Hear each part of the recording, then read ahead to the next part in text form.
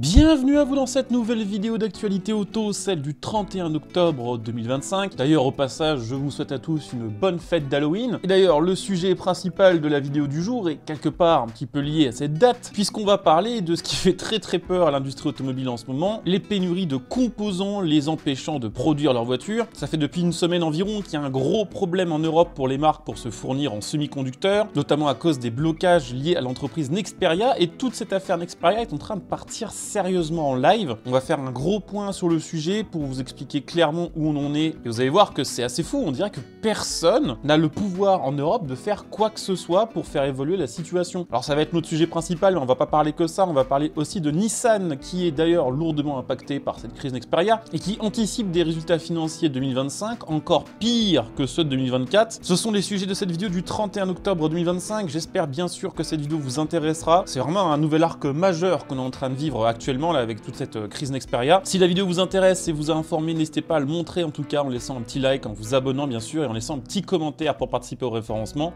Je vous le disais, on va déjà parler de l'affaire Nexperia. Alors je vais vous mettre un petit timecode affiché à l'écran auquel vous pouvez sauter si vous connaissez déjà les bases de cette affaire et que vous voulez que la partie news qui la concerne. Pour tous les autres, je vous fais un rapide rappel parce que je pense que tout le monde ne connaît pas cette entreprise qui pourtant a un impact majeur sur notre industrie automobile européenne. Il y a une entreprise qui s'appelle Nexperia qui est aux Pays-Bas. C'est une entreprise qui fabrique des semi-conducteurs, des puces électroniques qui sont absolument nécessaires à la production des voitures européennes modernes. La plupart des technologies électroniques présentes sur nos voitures, des aides à la conduite aux options de confort, utilisent ce genre de puces. Cette entreprise, autrefois européenne, a été rachetée par un groupe chinois, Wingtech. Donald Trump, du côté des États-Unis, est en pleine guerre géopolitique contre la Chine et a fait pression sur l'Union européenne pour que les pays membres, comme les Pays-Bas, limitent un maximum leurs interactions avec les boîtes chinoises. Les pays de l'Union européenne ont pris peur et le 30 septembre 2025, le ministre néerlandais des Affaires économiques a utilisé une obscure loi néerlandaise permettant de voler l'entreprise Nexperia, d'éjecter de force son PDG chinois pour en reprendre le contrôle. Il y a deux choses qui sont reprochées officiellement par le ministère des Pays-Bas lui permettant de prendre le contrôle sur cette entreprise. La première, c'est que le patron chinois, vous l'aurez donc compris, de Nexperia, aurait eu des plans qui visaient à transférer des machines et des brevets depuis les sites allemands et britanniques de Nexperia vers la Chine. Le deuxième, c'est que ce patron est également soupçonné de mauvaise utilisation des ressources financières de l'entreprise à des fins personnelles. Et là, la situation est en train de partir totalement en cacahuète, puisqu'en représailles à cette suspension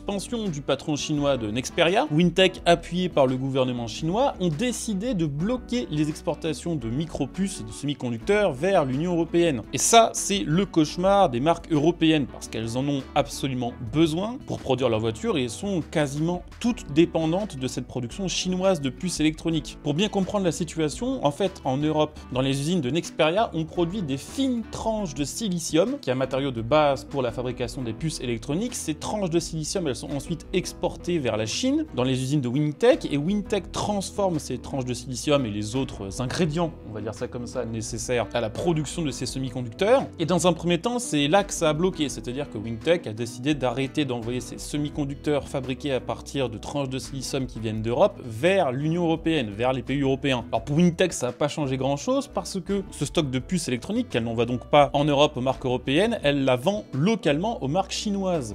Aujourd'hui, pour essayer de faire pression sur Wingtech, le nouveau PDG de Nexperia, qui a donc été promu à ce poste de PDG après que l'ancien soit dégagé par le ministère néerlandais, a annoncé que Nexperia mettait elle aussi un embargo sur l'expédition de ces fameuses tranches de silicium vers les usines de Wingtech. Là où avant il n'y avait qu'un seul blocage, celui de Wingtech qui ne voulait plus exporter les puces vers l'Union européenne, il y a donc maintenant un double blocage. Ça, c'est ce qu'a annoncé Stefan Tilger dans un courrier, que les expéditions de ces tranches de silicium avait été totalement coupé vers Wingtech depuis le 26 octobre 2025. Malheureusement pour notre industrie automobile, ce deuxième blocage n'a pas eu l'effet escompté. En tout cas, pas tout à fait, puisque le ministère néerlandais estime qu'avec les stocks que Wingtech possède en termes de tranches de silicium, Wingtech ne pourrait être en capacité de continuer à produire des semi-conducteurs et à les vendre localement après novembre 2025. Alors déjà, ça lui laisse un mois de stock et ça, c'est très long pour l'industrie automobile parce que des grandes marques comme Volkswagen, qui pourtant font partie des marques les mieux organisés ont annoncé hier n'avoir plus qu'une semaine de stock de semi-conducteurs après avoir déjà réduit ses productions, notamment sur la Golf et sur le Tiguan. Mais en plus de ça, de son côté, Wintec a d'ores et déjà annoncé qu'elle allait travailler d'ici là avec des fournisseurs de silicium chinois. Alors peut-être que ça va empêcher une partie de la production de Wintec, puisque les produits réalisés avec les matières premières de chez Nexperia étaient des semi-conducteurs assez évolués, mais Wintec pourrait quand même se relancer assez rapidement dans la production de semi-conducteurs un peu plus basiques et continuer de tenir en fournissant les marques locales. Cette décision de la part de Nexperia Europe a mis le feu aux poudres, puisque maintenant Wintec explique qu'il n'y aura pas de retour de l'export des puces vers les pays européens tant que l'ancien patron de Nexperia Chine n'aura pas récupéré son poste de patron de Nexperia Europe, expliquant via un communiqué de presse que son patron chinois avait été choisi comme une cible facile et qu'il n'y avait ni vol, ni transfert illégal, ni transmission de secrets industriels.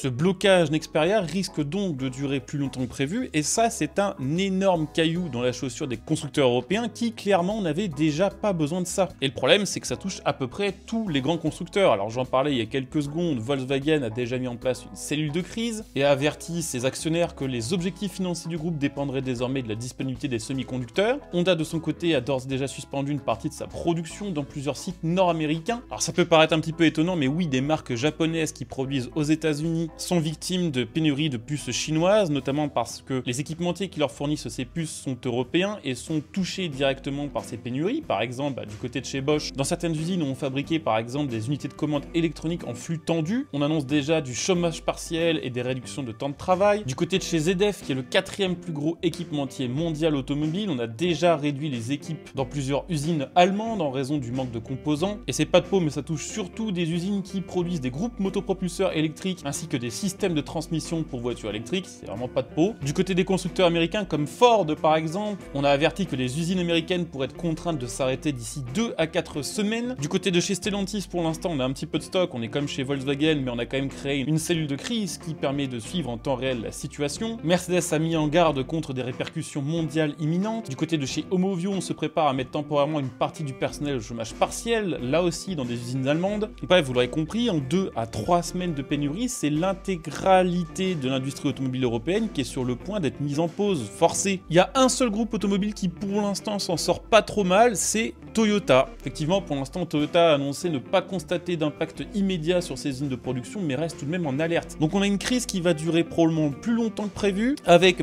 des Chinois qui veulent remettre leur PDG chinois à la tête de leurs usines européennes, et puis une Europe qui ne veut pas le faire pour le moment parce qu'elle a tout simplement peur des répercussions économiques qui pourraient découler de la mise en place de nouvelles taxes sur les produits européens exportés vers les États-Unis. C'est la principale menace qui plane. C'est une situation ultra compliquée qui risque donc de durer plus longtemps que prévu et qui a déjà un impact malheureusement sur des groupes qui sont déjà en difficulté. Alors ça me permet de faire le pont vers une autre actu qui est quand même liée à celle-ci, mais pas que, c'est Nissan. Nissan était déjà en grande difficulté, mais elle va être touchée de plein fouet par cette pénurie de semi-conducteurs, raison pour laquelle hier Nissan a publié ce qu'on appelle un avertissement sur résultat, c'est-à-dire qu'en gros elle avait prévenu ses actionnaires que les résultats 2025 ne seront pas ceux qui avaient été escomptés et calculés en début d'année. Nissan prévoit désormais une perte nette de 1,5 milliard d'euros sur l'exercice en cours, c'est-à-dire sur 2025-2026. Son chiffre d'affaires attendu est revu à la baisse de 6%, des annonces qui ont immédiatement pesé sur l'action Nissan qui a perdu 6% dès l'ouverture de la bourse de Tokyo. Alors en réalité, il n'y a pas grand-chose qui va chez Nissan, leurs performances en Europe et aux États-Unis ainsi qu'en Chine sont très mauvaises, et maintenant tout comme Volkswagen, le groupe explique que